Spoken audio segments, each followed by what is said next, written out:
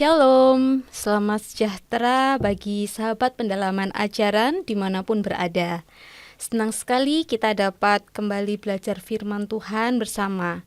Hari ini kita akan membahas satu tema yang sangat dekat dengan kehidupan kita sehari-hari, yaitu merdeka dalam bercanda.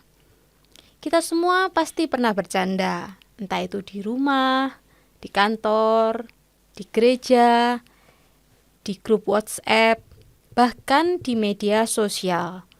Humor memang membuat suasana menjadi lebih hangat dan akrab. Tetapi ada satu kenyataan yang perlu kita sadari, bahwa selera humor setiap orang tidak sama. Apa yang menurut kita lucu belum tentu menurut orang lain lucu. Apa yang menurut kita sekedar gurauan bisa saja diterima sebagai penghinaan oleh orang itu.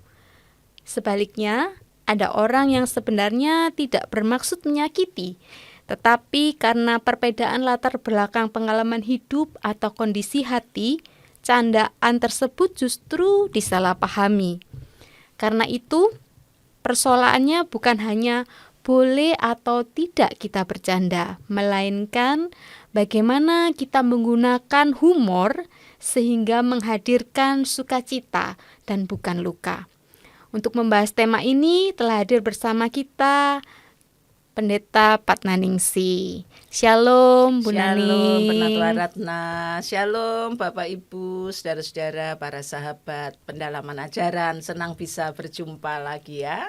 Ya, gimana kabarnya hari ini Bu Naning? Tentu sangat baik dalam kekuatan dan anugerah Tuhan. Di tengah-tengah kesibukan tetap segar. Harus dong. Kira-kira nanti bisa dibagikan tipsnya ya buat pemirsa setia dari pendalaman ajaran. Ya. Sebelum kita berbincang lebih jauh, mari kita bersama-sama berdoa. Mari kita berdoa. Bapa yang kami sembah dan kami kenal di dalam nama Tuhan kami Yesus Kristus, terima kasih Bapa kalau pada kesempatan hari ini Engkau berkenan menghadirkan pembicara yang luar biasa untuk kami bersama-sama belajar tentang kebenaran firman-Mu. Dan pada kesempatan kali ini kami mau membahas satu topik yang sungguh dekat dengan kehidupan kami, yaitu merdeka dalam bercanda. Kami berdoa Tuhan, biarlah hikmat yang daripada-Mu, pengertian yang daripada-Mu saja yang Engkau taruh di dalam hati hamba-Mu sebagai host dan juga hati para pemirsa setia dari pendalaman ajaran GKI Residen Sudirman, supaya bukan hanya kami sekedar mendengar, tetapi kami Engkau mampukan untuk kami melakukannya, melakukan apa yang Tuhan mau dalam kehidupan kami sehari-hari. Kau urapi hamba-Mu, Ibu Naning, baik itu setiap materi yang sudah dipersiapkan maupun ide-ide yang Tuhan akan curahkan kepada beliau saat ini. Kami menyerahkan seluruh rangkaian pendalaman ajaran saat ini dari awal pertengahan hingga akhirnya hanya ke dalam pimpinan tangan-Mu saja. Dalam nama Tuhan Yesus Kristus kami berdoa dan kami memohon. Amin. Ya, Bu Naning, saya ingin memulai dengan dua kalimat yang mungkin sangat sering kita dengar. Saya cuman bercanda kok. Lalu dijawab, jangan baper dong. Ya, kelihatannya sederhana.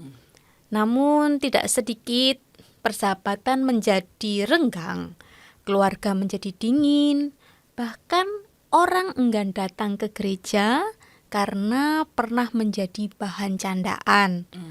Apakah Tuhan itu benar-benar peduli terhadap cara kita bercanda? Nah, gimana menurut Bu Naning? Tentu saja, karena setiap candaan dalam bentuk apapun ya, perkataan maupun gambar, ada yang bentuk meme itu ya, tetaplah mengandung sebuah perkataan. Dan Alkitab memberi perhatian yang sangat besar terhadap perkataan. Hari ini satu kalimat tidak hanya didengar oleh beberapa orang di sekitar kita. Satu komentar sekarang ini, di zaman ini, bisa dibaca oleh ribuan orang di media sosial ya. Betul. Satu gambar meme itu bisa menyebar ke seluruh Indonesia, bahkan ke seluruh dunia hanya dalam hitungan menit. Artinya pengaruh perkataan itu jauh lebih besar di zaman ini dibandingkan di masa lalu. Karena itulah penting kita mengingat perkataan Tuhan Yesus dalam Matius 12 ayat 36, bahwa setiap perkataan akan dipertanggungjawabkan pada hari penghakiman. Jadi Injil memandang perkataan itu bukan sesuatu yang sepele. Perkataan itu selalu menghasilkan dampak, begitu ya. Berarti candaan itu juga ada dampaknya ya, Bu Nani? Betul. Jadi kalau boleh diilustrasikan, perkataan itu seperti benih. Kalau benih yang kita tabur adalah kasih, maka yang bertumbuh adalah kepercayaan. Kalau yang kita tabur adalah ejekan, maka yang tumbuh adalah luka, gitu ya. Kadang sebuah candaan hanya berlangsung beberapa detik, tapi seperti benih yang ditabur itu bekasnya itu tinggal bertahun-tahun. Saya ingat sebuah cerita ya. Seorang anak sejak kecil, ya karena memang badannya besar, dipanggil gendut, ndut gitu ya. Semua orang tertawa, apalagi waktu dia masih kecil. Kalau dia jalan dan kemudian dipanggil ndut gitu. Termasuk dirinya sendiri tertawa. Namun ketika dia bertumbuh, remaja, dewasa, setiap kali dia ada di depan cermin, kata yang pertama muncul di kepalanya adalah gendut. Candaan itu mungkin sudah berapa tahun yang lalu saat dia masih kecil, tetapi ternyata mancep gitu ya di memorinya, di hatinya, dan itu sebenarnya menimbulkan luka juga gitu ya. Candaannya sudah selesai, tapi lukanya masih membekas gitu ya, belum selesai. Karena itulah Amsal 18 ayat 21 mengatakan hidup dan mati dikuasai lidah.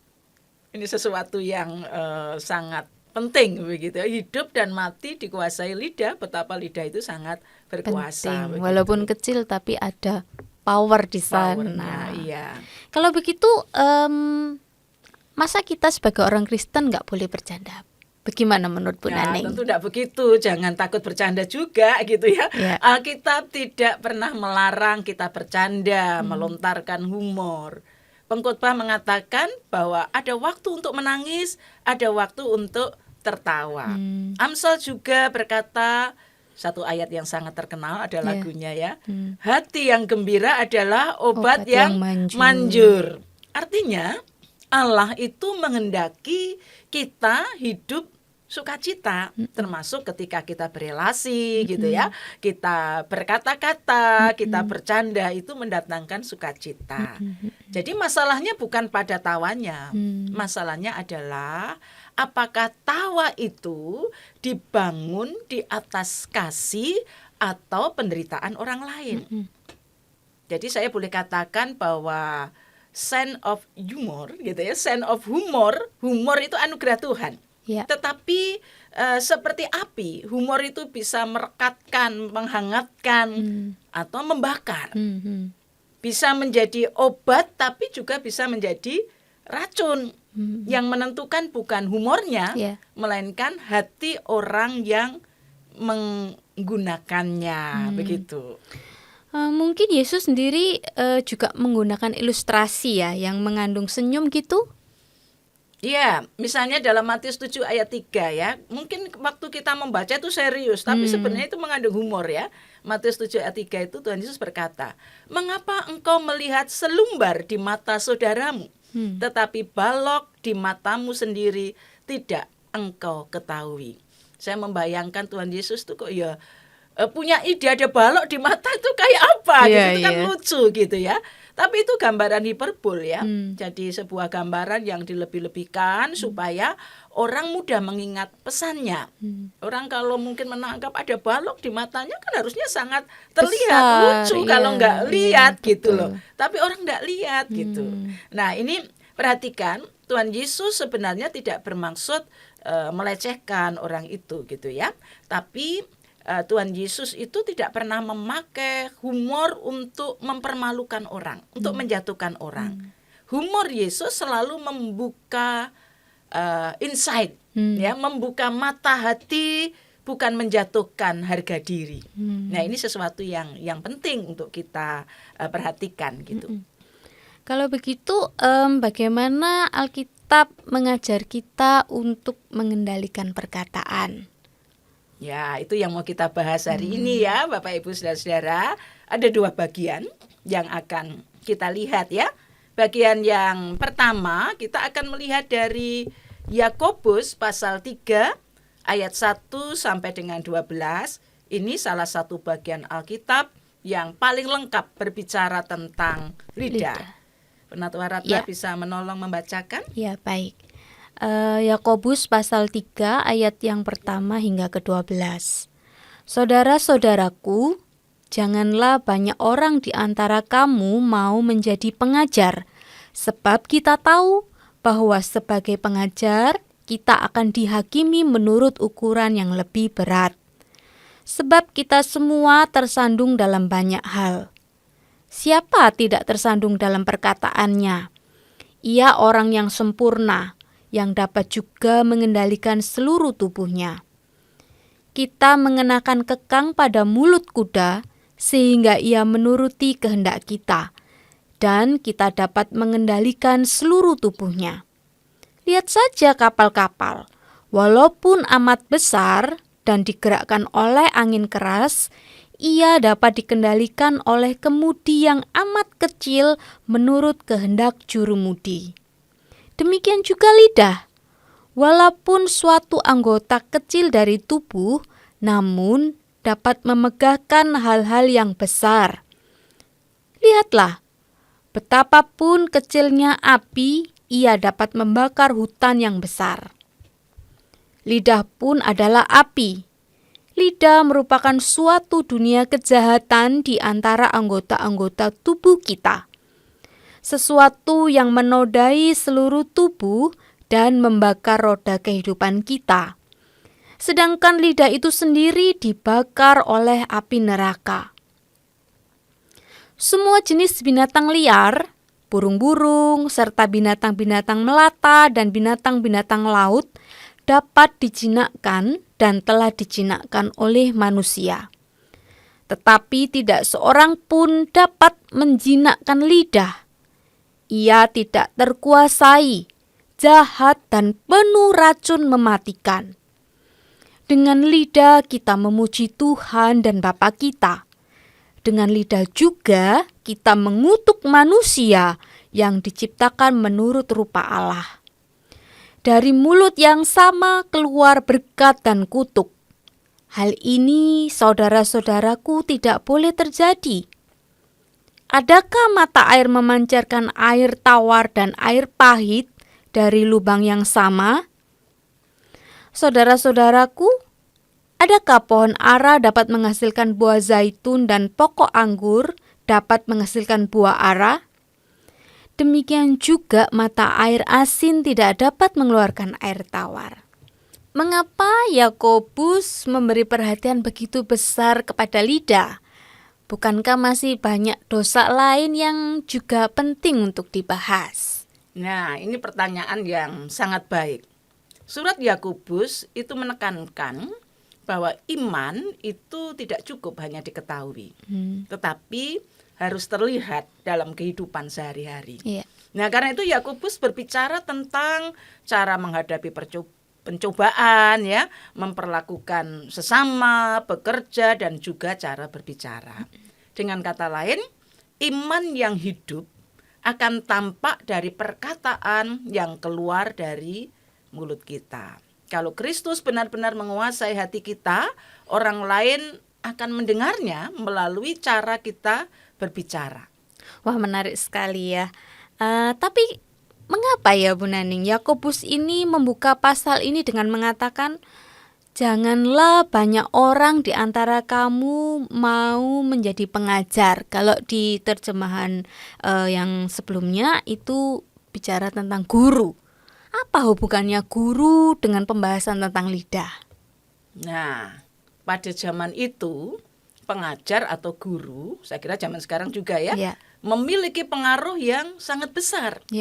Apa yang diajarkan seorang pengajar atau guru akan membentuk cara berpikir banyak orang ya. Karena itu semakin besar pengaruh seseorang, semakin besar pula tanggung jawab perkataannya.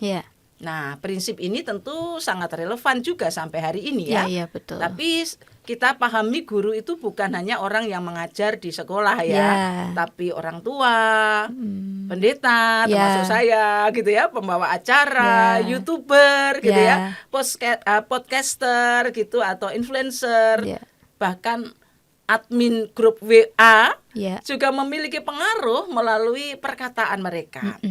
Jadi semakin banyak orang mendengar kita, semakin besar tanggung jawab kita di hadapan Tuhan.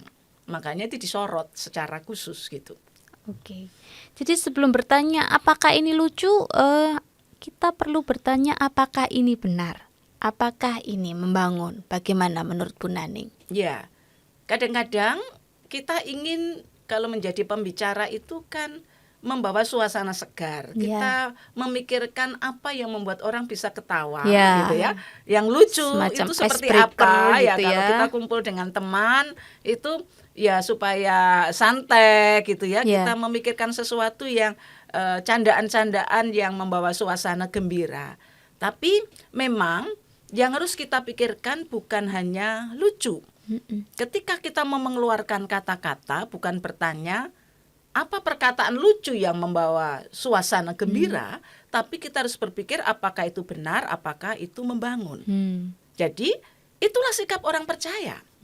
Humor boleh, tetapi kasih tetap harus menjadi pengendalinya. Tadi di Yakobus ditulis kita semua tersandung. Kalau di terjemahan yang satu itu bersalah, tersandung itu diartikan bersalah dalam banyak hal. Saya suka dengan kata kita. Yakobus tidak menunjuk pada satu orang atau menunjuk orang lain. Ia mengakui bahwa dirinya pun pernah salah bicara.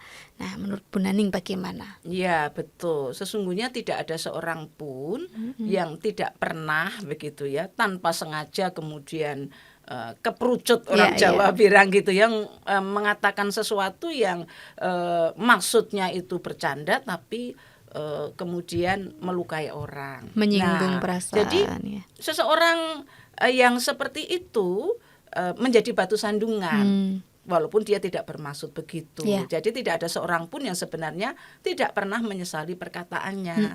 Kita itu berarti semua orang.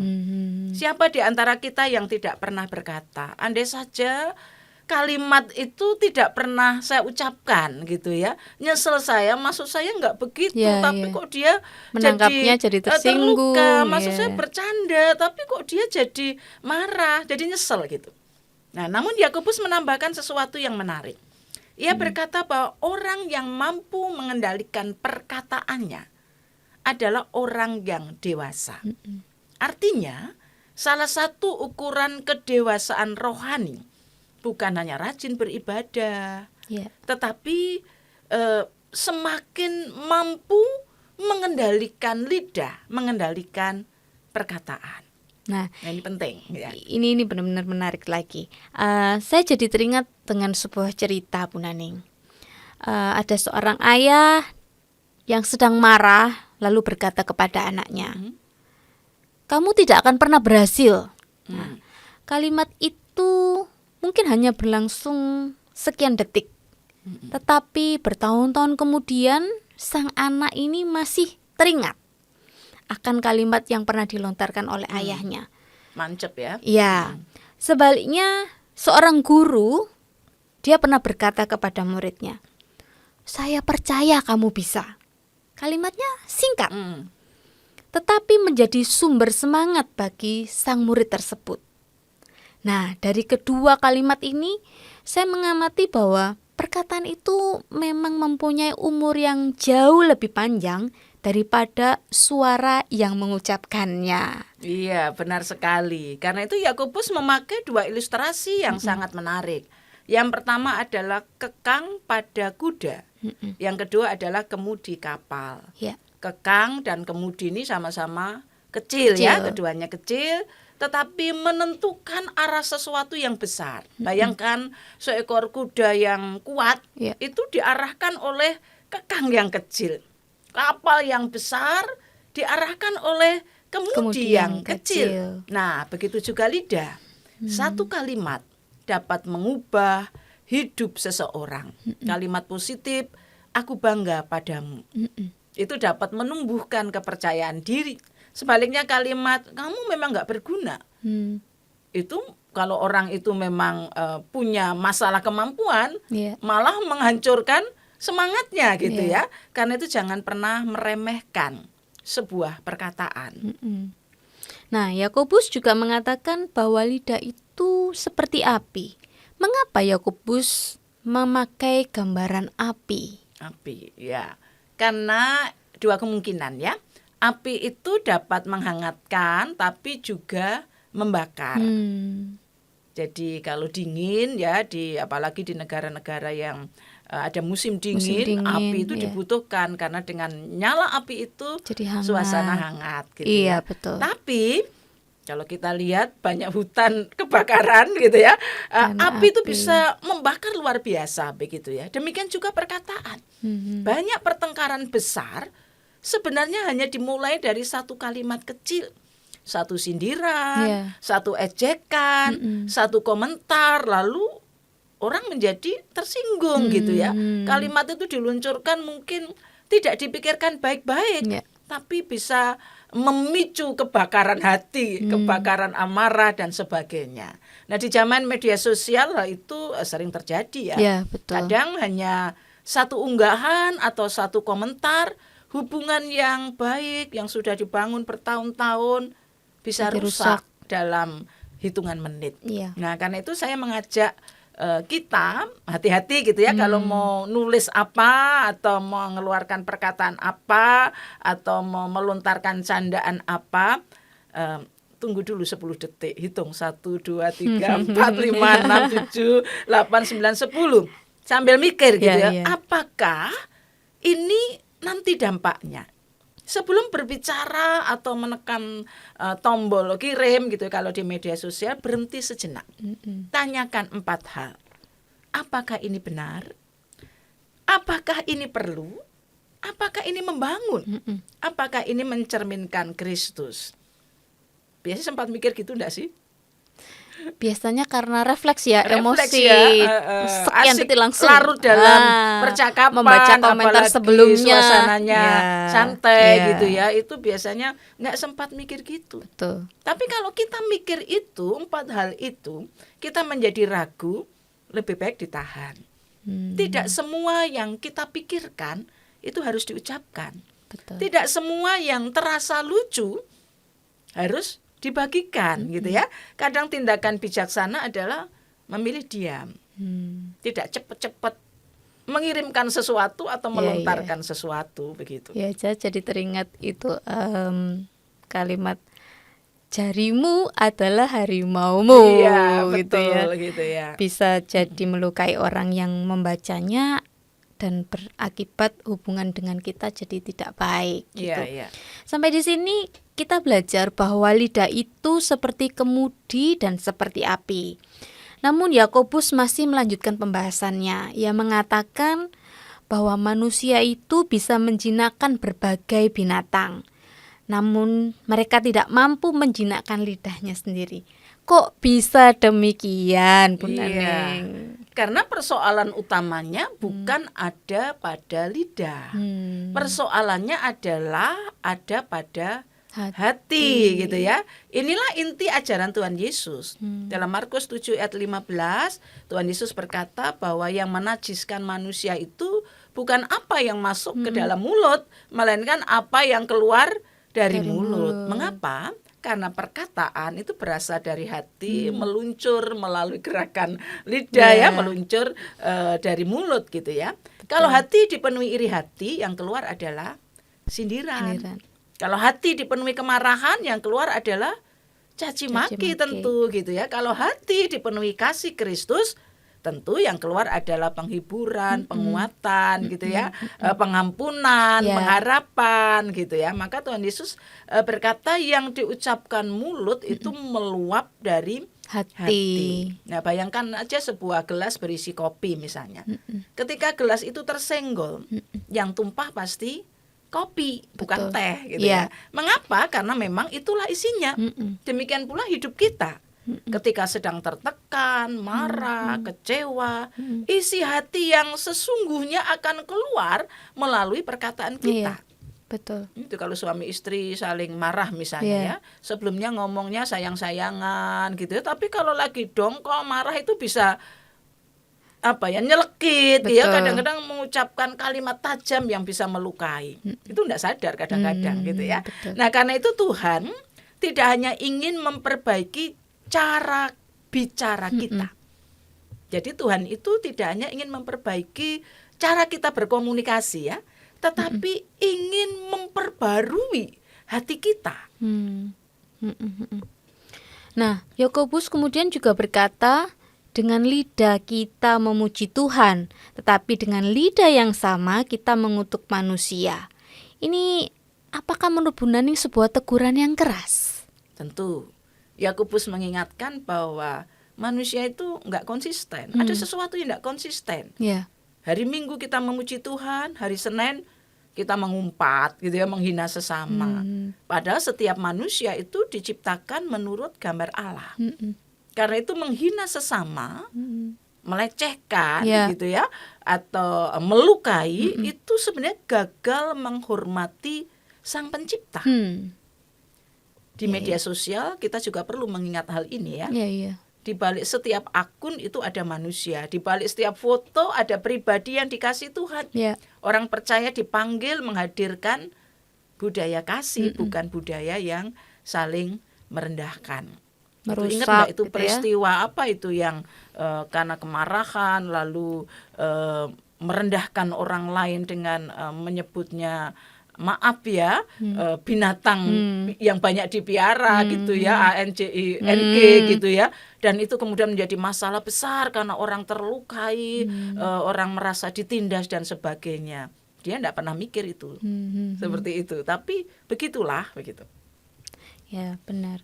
Yakobus di bagian ini menutup dengan ilustrasi mata air. Air tawar itu tidak mungkin mengeluarkan air pahit. Artinya perkataan kita mencerminkan keadaan rohani kita. Jadi yang terutama bukan memperbaiki teknik berbicara, melainkan membiarkan Kristus mengubah hati kita. Lalu bagaimana cara menggunakan perkataan yang benar-benar membangun orang lain?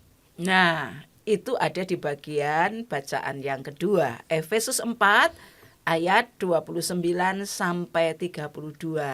Mari kita lihat ya, Efesus 4 ayat 29 sampai 32. Minta tolong Penatua Ratna membacakan. Iya. Janganlah ada perkataan kotor keluar dari mulutmu, tetapi pakailah perkataan yang baik untuk membangun di mana perlu, supaya mereka yang mendengarnya beroleh anugerah. Janganlah mendukakan Roh Kudus Allah yang telah memeteraikan kamu menjelang hari penebusan. Segala kepahitan, kegeraman, kemarahan, kegaduhan, dan fitnah hendaklah dibuang dari antara kamu, demikian pula segala kejahatan. Tetapi hendaklah kamu ramah seorang terhadap yang lain, penuh kasih mesra dan saling mengampuni, sebagaimana Allah di dalam Kristus telah mengampuni kamu. Tadi kalau Yakobus itu mengajak kita melihat dari mana perkataan berasal. Sekarang Rasul Paulus mengajak kita melihat untuk apa perkataan itu dipakai. Sebelum masuk ke pemahaman ayatnya, Bu Naning boleh dijelaskan sedikit latar belakang dari jemaat di Efesus ini? Ya, tentu. Dengan mengerti latar belakangnya kita mengerti kenapa Paulus menulis ini. Itu, ya. Betul. Jadi Bapak Ibu dan saudara-saudara, kota Efesus itu kota pelabuhan yang sangat ramai. Penduduknya berasal dari berbagai suku, budaya, dan juga kebiasaan ya. Ada orang kaya, orang miskin, Yahudi, non-Yahudi, orang dengan karakter dan juga cara berbicara yang sangat berbeda-beda. Jadi sangat majemuk ya. Nah, karena itu Paulus mengingatkan bahwa orang yang telah hidup baru dalam Kristus harus menunjukkan pembaruan melalui perkataannya. Jadi Efesus pasal 4 itu bukan sekedar mengajarkan sopan santun. Sesungguhnya Paulus sedang menjelaskan ciri khas manusia baru di tengah konteks kota Efesus yang sangat plural gitu, yang juga cara orang berbicara, karakter orang sangat berbeda-beda begitu. Nah, di ayat 29 berkata, janganlah ada perkataan kotor keluar dari mulutmu, tetapi pakailah perkataan yang baik untuk membangun. Apa yang dimaksud Paulus dengan perkataan kotor di ayat ini, Bu Naning? Kata Yunani yang dipakai Paulus adalah sapros, artinya busuk. Seperti buah yang sudah membusuk. Bayangkan kalau di sebuah keranjang ada buah yang kita taruh di situ, lalu ada satu buah busuk yang kita biarkan. Lama-kelamaan buah yang lain itu tertular ikut rusak. Nah, begitulah perkataan. Satu gosip bisa merusak pelayanan, satu fitnah bisa merusak persahabatan, satu candaan yang tidak bijaksana bisa merusak kepercayaan, kedekatan relasi yang sudah dibangun bertahun-tahun. Nah, karena itu Paulus berkata, jangan mengeluarkan perkataan yang membusukkan hubungan. Itu artinya gitu ya. Memang ya, seringkali hubungan itu tidak rusak karena satu pertengkaran besar, tetapi karena sindiran-sindiran kecil yang berulang-ulang. Misalnya, kamu tuh selalu begitu, dasar pelupa, ya begitulah kamu gitu. Diucapkan sambil tertawa mungkin ya, tapi itu terus-menerus, sedikit demi sedikit, jadi rasa hormatnya hilang. Nah, bagaimana menurut Bu Naning? Ya, benar. Karena itu Paulus mengajak kita mengganti perkataan kotor atau perkataan yang membusukkan hubungan itu dengan perkataan baik yang membangun. Nah, ia memakai kata oikodomi, yaitu berarti membangun rumah. Jadi bayangkan seseorang tukang bangunan, ia menyusun bata-bata satu demi satu, merekatkan dengan semen, itu membangun. Begitulah perkataan. Jadi harus terpikirkan, terencanakan dengan baik hingga membentuk sebuah bangunan. Nah, setiap hari kita sebenarnya sedang membangun sesuatu ya. Membangun kepercayaan, membangun keluarga, membangun pelayanan, membangun iman anak-anak. Apa itu yang kita lakukan? Atau justru merobohkannya? Jadi sekali lagi pertanyaannya bukan lagi apakah perkataan saya lucu, tetapi apakah perkataan saya sedang membangun ataukah merobohkan? Paulus juga kemudian menambahkan supaya mereka yang mendengarnya beroleh anugerah. Apa maksudnya, Bu Naning? Ya, artinya setelah berbicara dengan kita, orang lain seharusnya pulang dengan hati yang lebih kuat, lebih tenang, lebih damai ya, lebih berharap. Saya teringat tokoh Barnabas. Ingat tokoh Barnabas yang namanya berarti anak penghiburan. Ketika Paulus awal-awal menjadi rasul ya, awal-awal setelah dia bertobat mau melayani, masih diragukan banyak orang. Betul. Barnabas itu menerimanya. Ketika Markus pernah gagal, Barnabas tidak meninggalkannya. Ia memberi kesempatan kedua. Bayangkanlah jika semua orang menjadi seperti Barnabas. Orang lain merasa lebih berani, lebih percaya diri, dan lebih dekat kepada Tuhan setelah berbicara dengan kita. Setelah kita berkata-kata, setelah kita bercanda, membuat orang lain itu memiliki semangat baru gitu ya, lebih damai, itu luar biasa gitu ya. Bukankah dunia memang membutuhkan lebih banyak orang seperti itu? Iya. Nah, di ayat 30 ini juga menarik, Bu Naning. Janganlah kamu mendukakan Roh Kudus. apa hubungannya Roh Kudus dengan cara kita berbicara? Tentu sangat erat ya hubungannya. Roh Kudus itu kan tinggal dalam diri kita, dalam setiap orang percaya. Artinya setiap kali kita berbicara, Roh Kudus yang tinggal dalam kita, Roh Kudus itu menyertai kita. Jadi pertanyaannya bukan hanya apakah orang lain tersinggung atau tidak, tetapi apakah Roh Kudus yang tinggal dalam diri saya itu berkenan dengan perkataan saya. Nah, kesadaran ini akan membuat kita lebih berhati-hati mengeluarkan candaan, mengeluarkan perkataan menggunakan lidah kita. Paulus kemudian juga menutup dengan sebuah nasihat yang sangat indah. Ia berkata, buanglah kepahitan, kegeraman, kemarahan, pertikaian dan fitnah.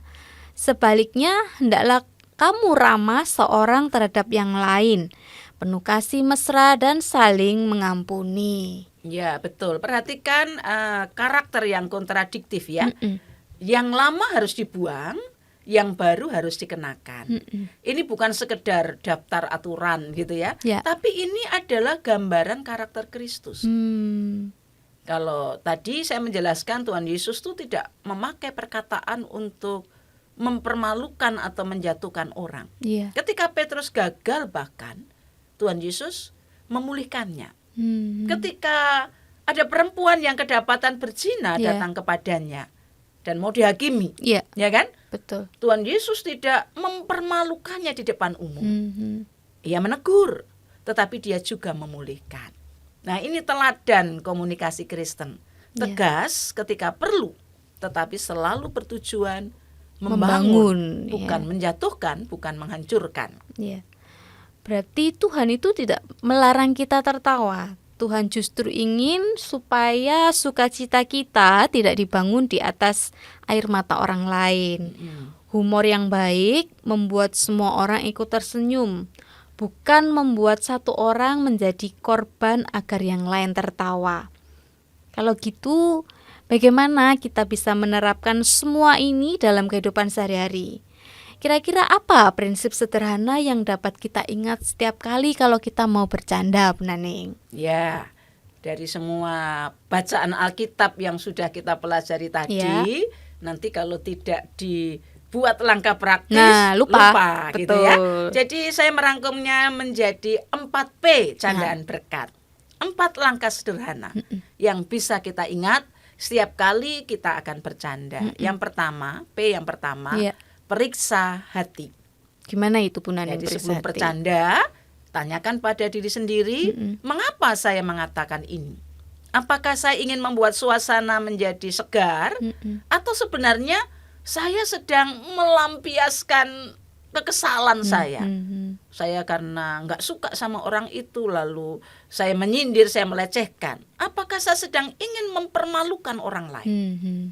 Nah, Yakobus mengingatkan bahwa perkataan itu berasal dari hati. Jadi kalau hati dipenuhi kasih, candaan akan membawa sukacita. Kalau hati dipenuhi kepahitan, candaan mudah berubah menjadi sindiran yang melukai. Karena itu yang pertama yang diperiksa bukan mulut, tapi hati. Apa yang pertama? Periksa hati. Yang kedua, pikirkan pendengar. Nah, tidak semua orang memiliki pengalaman hidup yang sama. Tidak semua orang juga memiliki selera humor yang sama ya. Betul. Bagi saya humor, bagi Penatua Ratna belum tentu gitu ya. Ada orang yang mudah tertawa, tetapi ada orang yang punya masalah berat, dia sedang memikul beban berat, ada yang mungkin kehilangan pekerjaan, dia sedang bergumul dengan kerusakan rumah tangga, ada yang sedang berjuang menerima kondisi fisiknya. Kita tidak mungkin mengetahui cerita hidup semua orang. Karena itu sebelum bercanda, pikirkanlah, kalau saya berada di posisi orang lain dengan berbagai pergumulan, apakah saya akan nyaman mendengar candaan ini? Jadi kita perlu berempati. Jadi memikirkan pendengar gitu ya. Ini P penting sekali. Karena kita tuh merasa semua orang harus mengerti gaya humor kita. Padahal justru kitalah yang dipanggil untuk belajar memahami orang lain. Begitu ya Bu Naning? Ya betul. Kalau atas nama bercanda kita merasa sah-sah saja bercanda kok ya. Salah dewe gitu. Kenapa dia tersinggung, baper. Wong saya bercanda. Tapi lupa bahwa selera humor orang berbeda gitu ya. Betul. Maka kalau hati kita itu penuh kasih, kasih itu selalu berusaha memahami, bukan memaksa orang lain memahami kita, tapi kita memaksa diri kita sendiri untuk memahami orang lain, gitu ya. Betul. Lanjut Bu Nani. Ya, sekarang yang ketiga ya, pilih perkataan yang pantas. Tidak semua candaan cocok di semua tempat. Ada orang-orang yang cenderung ingin bercanda itu yang bau-bau porno gitu ya. Kadang-kadang itu membuat orang ketawa gitu ya, seperti itu ya. Tapi hati-hati. Ada candaan yang mungkin bisa diterima oleh kelompok tertentu, oleh sahabat dekat, tetapi tidak pantas diucapkan di depan umum yang beragam. Tidak pantas di media sosial, tidak pantas di gereja. Nah, karena itu pikirkan waktunya tepat atau tidak, tempatnya tepat atau tidak, orangnya tepat atau tidak. Nah, kalau kita bingung ya lebih baik nggak usah diucapkan gitu ya. Tuh. Nah, sekarang P yang keempat, pulihkan yang terluka. Ini bagian yang sering terlupakan. Kadang kita sadar setelah saya melontarkan candaan, bener ini murni saya maksudnya bercanda. Tapi kok wajah dia berubah, enggak suka gitu ya. Kayaknya dia tersinggung nih. Nah, setelah mendengar ia tersinggung, kalau itu terjadi, apa yang kita ucapkan? Jangan mudah tersinggung, jangan baperan deh gitu ya. Ini kan cuma bercanda, kita kan sudah biasa bercanda. Nah, itu akan semakin melukai gitu ya. Lebih baik berkata misalnya, maaf ya, saya tidak bermaksud menyakiti gitu ya. Tadi maksud saya bercanda. Maaf. Permintaan maaf itu tidak membuat kita menjadi kecil sebenarnya. Justru menunjukkan bahwa kita menghargai hubungan lebih daripada gengsi. Ya, saya juga mengingat 4 langkah ini ya. Kita ulang lagi. Yang pertama, periksa hati, pikirkan pendengar, pilih perkataan yang pantas, pulihkan yang terluka. Dan saya kira penting juga ya untuk dipahami bahwa kedewasaan itu bukan hanya berlaku bagi orang yang melontarkan candaan, melainkan juga bagi orang yang menerima candaan. Betul. Hubungan yang sehat selalu membutuhkan timbal dua balik pihak. Ya, kalau ada candaan yang membuat kita kurang nyaman, jangan langsung memutuskan hubungan. Coba diklarifikasi dulu ya, minta konfirmasi, coba berbicara dengan jujur dan lemah lembut. Misalnya, aku tahu kamu mungkin tidak bermaksud menyakiti, tapi kalau kamu ngomong gitu, aku agak sensi loh, aku agak sensitif dengan kata-katamu itu. Tolong lain kali jangan dijadikan bahan bercanda ya. Misalnya yang sering itu kan orang misalnya body shaming ya. Apapun itu ya.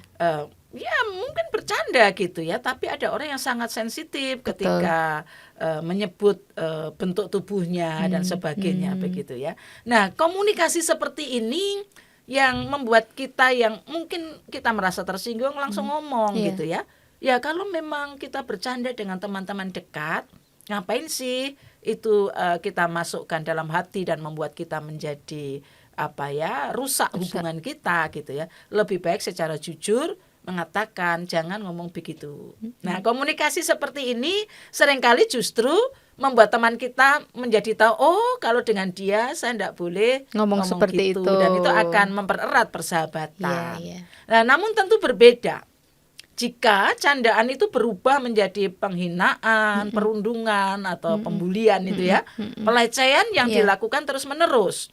Jadi antara tidak sengaja dan sengaja yang terus-menerus ini berbeda. Nah, kalau memang kita punya teman yang seperti itu, gitu ya, kita selalu menjadi bahan perundungan, gitu ya, sengaja dia membuli kita. Nah, dalam keadaan seperti itu, tentu kita perlu menetapkan batas yang sehat dan perlu mencari pertolongan kepada pihak yang dapat dipercaya. Ya kalau dewasa ya jangan hanya marah atau memutuskan hubungan, bahkan mari berkonsultasi, mari bersama-sama berdiskusi. Kalau merasa tidak cukup 2 orang gitu, mari mencari penengah gitu ya, seperti itu supaya relasi itu tetap terjaga begitu. Ya, terima kasih Bu Naning. Pembahasan hari ini sangat praktis gitu ya. Humor itu memang anugerah Tuhan, tetapi kemerdekaan dalam bercanda bukan berarti bebas mengatakan apa saja. Kemerdekaan sejati itu adalah kebebasan untuk memilih perkataan yang membangun, menguatkan dan memuliakan Tuhan. Sebelum kita tutup, apakah ada satu kalimat penegasan bagi setiap sahabat pendalaman ajaran? Ya, saya kira kita perlu mengingat, kita bersyukur Tuhan memberikan kita karunia sense of humor gitu ya. Jadi humor itu anugerah Tuhan. Tetapi kasih dalam hati kita harus selalu menjadi pengarahnya. Karena itu setiap kali hendak bertanya, ingatlah pertanyaan sederhana. Setelah mendengar perkataan saya, apakah orang itu akan tersenyum atau terluka? Kalau perkataan itu membuat orang semakin dikuatkan, semakin dihargai, semakin merasakan kasih Tuhan, berarti kita telah memakai kemerdekaan bercanda itu dengan benar. Closing statement ya. Closing statement ya. Tapi saya mau tambahin satu sedikit ya untuk menutup gitu ya, perbincangan kita ya. Sebuah pantun ya, Bu Ratna. Berlayar sampan menuju dermaga. Cakep. Angin sepoi membawa damai di dada. Cakep. Bercanda ria dalam kasih terjaga. Lidah jadi berkat, relasi pun bahagia. Waduh, bagus banget ya pantunnya. Bapak Ibu Saudara, ya mari kita tutup dalam doa. Kita doa ya. Terima kasih Tuhan, Engkau menolong kami menjadi anak-anak-Mu yang selalu berada dalam komunitas, dalam lingkungan kami. Beri kami hikmat untuk berkata-kata, untuk membangun relasi dalam kehidupan sehari-hari melalui candaan, dalam kemerdekaan bercanda yang bertanggung jawab.